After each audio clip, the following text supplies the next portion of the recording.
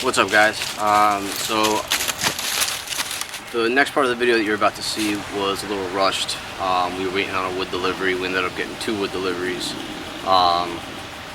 and I wanted to break a couple things down that I think I forgot to mention, or didn't think about mentioning. So first is the name.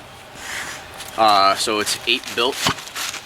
It's a name that long time ago I was an MMA fighter, and they called me the Irish orangutan because of my style, my long arms, and whatever. So it's a name that has stuck with me for many, many years. And my other company is actually called Grade A Contracting. It's contracting. We do most of the work, but I won't get into all of that. And when my dad and I decided to start going into production firewood, we kind of said, well, what are we going to name it?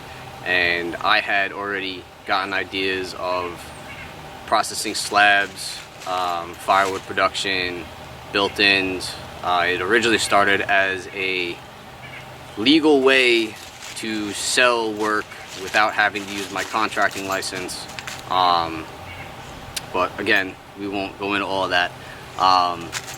So I had told him I wanted to do 8 Built woodworking and custom processing, and he was game. So that is where the name came from. Eventually, once we pay the splitter off and the conveyor off, we want to get into custom slabs. I want to start building custom slab tables. Carpentry has been something of mine that's how I started in the trades, and now obviously I said a full GC, but I want to start doing built-ins, and I can't do that production-wise under my other license and other insurance because it's a service. And if I start selling products, you can kind of figure out the rest.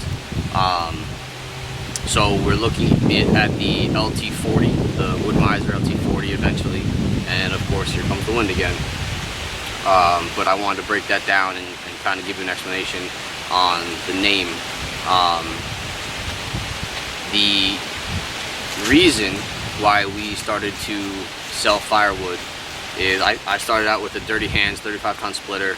Like I said, because of my stove location and the structure of my basement, it can really only go in one spot, and it's not very efficient. But again, I don't use oil, so I don't care as long as it's doing the job. I burn about 17 cords a year.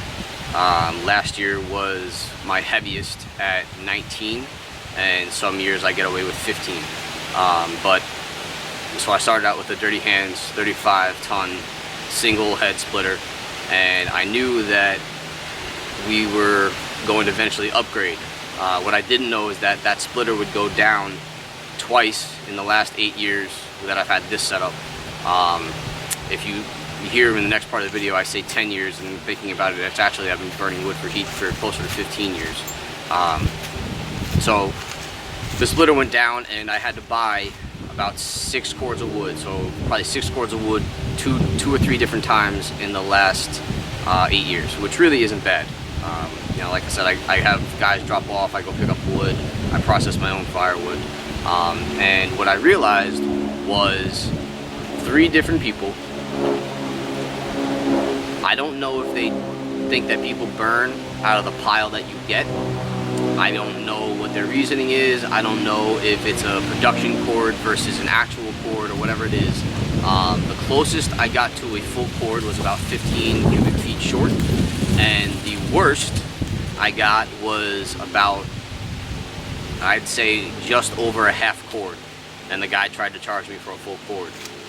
He did end up coming back and dropping more wood, but it was nothing. It was 2 wheelbarrows full of wood, and yeah, so that's why we got into selling wood, because I'm tired of people getting screwed over.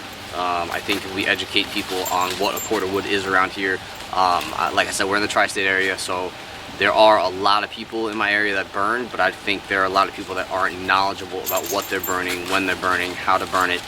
Anything we sell, I burn myself, so it's not something that I'm gonna split tomorrow and sell 2 days later, where you're gonna take a tester and you're gonna get 34%. with the exception of the locust, because I really don't sell locust because it takes so long to cure, and a lot of the, unless the ash is standing dead, I won't even bother putting it on. I've got 1, 2, 3, 4, 5, 6, 7, 8, 9, 10, about 12 to 15 pieces, 4-foot pieces of 36-inch oak that I'm not even gonna probably touch until next year, specifically because it's not gonna season, it's not gonna worth it, and if I'm not gonna burn it myself, I'm not gonna sell it.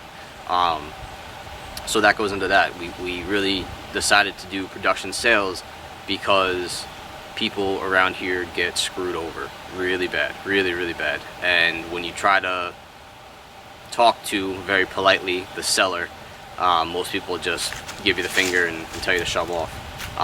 We've dropped multiple loads this year where the owner has turned to me and goes, "Oh my God, this is a cord?" I said, "Yeah, it's a cord." I sell a heavy cord. I drop a heavy cord just because if I throw it in the trailer and I stack it, I'm gonna make sure I hit the cord mark. But if I go over the cord mark by an inch, you know, it is what it is. I don't really care. It's not a big deal.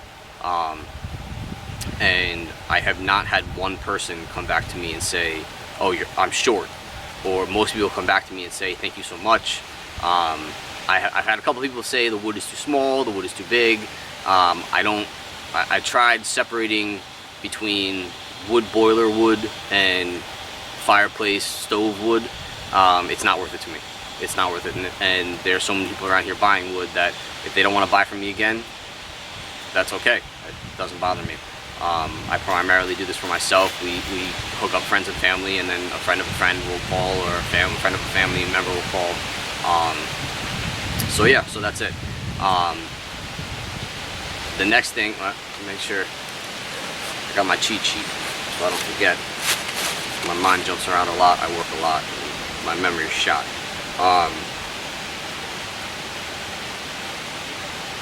Another reason why we decided to record this and start the YouTube channel, again, I don't think I'm going to be putting out enough videos to really, you know, monetize it. It's not for that reason. It's mostly because, not to say everyone's sponsored or everyone does it. You know, you see a lot of these guys, they do a review video, and you see 2 wood videos on their channel, and that's it. Or you see 30 wood videos on a channel, but they're doing the review video out of a steel shop.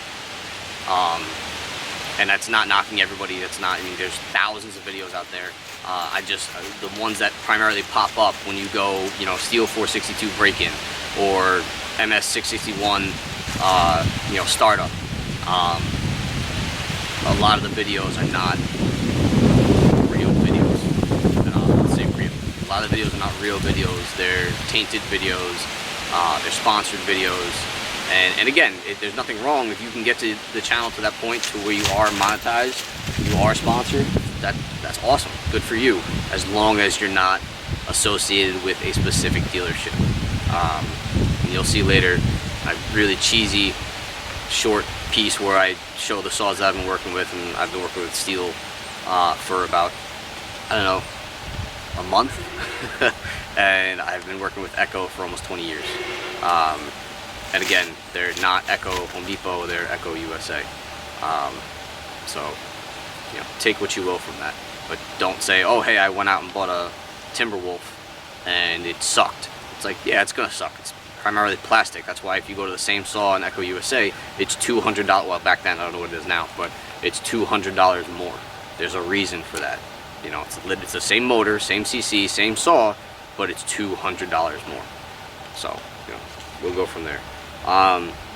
Another reason why we wanted to record a lot is for our own progress. We want to kind of see the changes over the years, see how we're going to go.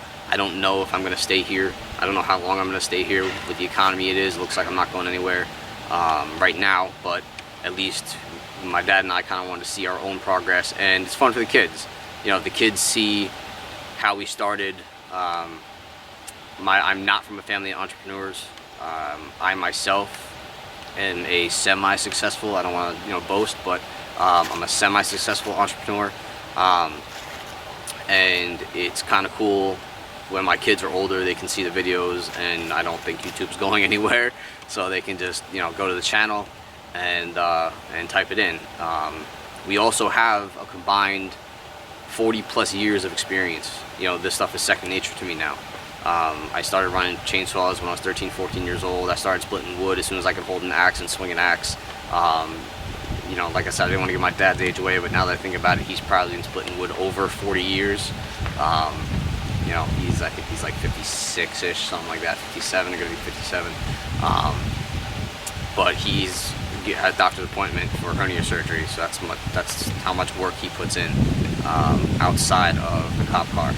And you know, he'll be here eventually, but you'll see he just goes, he just chugs. So I also want to do, I want to shout out to New England Splitter, Jesse at New England Splitter. He was phenomenal help walking through. I won't say it now. If you guys do watch the second video, it's very rushed, kind of cheesy, but we bought the splitter from Jesse at New England Splitter. He walked us through the whole process, kind of said, you know, what are you guys looking to do? We knew we wanted to go big, specifically because we both burned wood plus selling wood. So, you know, we picked, and the process was very easy. We opted to go up there and pick it up ourselves. We brought the 16-foot equipment trailer up, and both of the products just barely fit. You can see one of them in the background now. Both of the products barely fit on a 16-foot trailer. So if you're gonna do it, I suggest an 18 or better if you're gonna pick up a splitter plus a conveyor. But we made it work. You know, we made it work. We tied it down, and it was a fun ride. It was a fun ride. I think my Cummings, I didn't realize how dirty my filter was, my air filter, and I think on the high end we were getting mass airflow sensor codes, and some of the hills from here to Vermont we were doing like 35 miles an hour up the hill. So that was fun. That was a good trip. So you're gonna see, actually you might be able to see from here, in the next video that I post, the leaves will be green. It was probably 4 weeks ago. We've been trying to get production going, and I haven't really had time to record anything, so this is actually a switch. So this is 4 weeks later from video number 2, and some of the logs, like I said, I won't even bother touching them if they're not ready. A lot of the logs here are standing dead, but if I buck off a 16-inch piece and I split it and I test it and it still tests 25 or over, the logs will sit there. I'm gonna end up splitting these guys. If you see, there's a stack of, I think, 8 4-foot sections or 6-foot sections right here that have to get split and kind of get out of the way, so I'll split those on a separate pile, keep those to the side, and I'll let those season for another 6 months, and probably, you know, sell them in maybe April or you know, whatever, doesn't matter. But yeah, so some of the logs you see in this video are still sitting there. It's not because, you know, we're not working, we're majorly working. This is a new pile, this is the 4th or 5th pile, and this is only a couple hours because I'm bucking up while he's splitting, and you know, it's a process because we have to get the yard working the way we want to. We have an idea of how we want to do this, but I'm waiting for a couple of friends to come over with some machines, and I get some more wood chips to start the composite, the compost, and the platform a little smoother, a little nicer, so we can set up the conveyor and the splitter right next to each other. But yeah, that's it. I mean, we have a lot of experience, a lot of kind of home tricks, maybe popular tricks, maybe not popular tricks that we're going to kind of try to record. Our goal mostly is, you know, getting ready for the winter, and if we can record it, I will. If we can't, you know, but I think we have a lot of useful information, and I'm, you know, not just sound conceited, but we have a lot of useful information that people who are going to start burning, because oil is $6 a gallon, home heating oil is $6 a gallon. I think a lot of people are kind of getting into the firewood side of, you know, just old style living. Heating your house with pellets and heating your house with wood. I'm not against pellets, those, but in my experience, if you burn as much as I do, you're spending almost as much as oil, and you know, you're still saving a lot, but you're still spending money on heat, and it's 10 times more work to continue to load bags than just putting your furnace on. So I don't really see the full point of pellets. I see pellets more as a complementary source. I'll say that. A complementary source to oil. I don't see pellets taking over or replacing someone's oil altogether. You know, most of the time, most people I know don't have just pellet stoves. They have either pellet and electric, or pellet and oil, or pellet and propane gas. So I don't know a lot of people that burn pellets, just pellets, and don't have any other heat source. I have another heat source. I have a furnace in the house. I think I've probably put. I actually checked, and for the next part of the video, but I think it was like 600 gallons in the last 8 years, and that's just because most of the time I don't start burning until November. This year, because the furnace wasn't working, I didn't really care. I just started burning the first week of October. It's more personal for me because October 1st starts bow season around here, so I don't really want to have to worry about doing wood, but it is what it is, you know. So yeah, so I mean, that's pretty much it. If you guys have questions, ask away. I'm gonna do, in a little bit, I'm gonna do a break-in video for the MS662. I can't wait to get to hit some logs with it. It's probably going to take over for all of my saws, but who knows. Alright, so I guess that's it. You know, thanks for watching.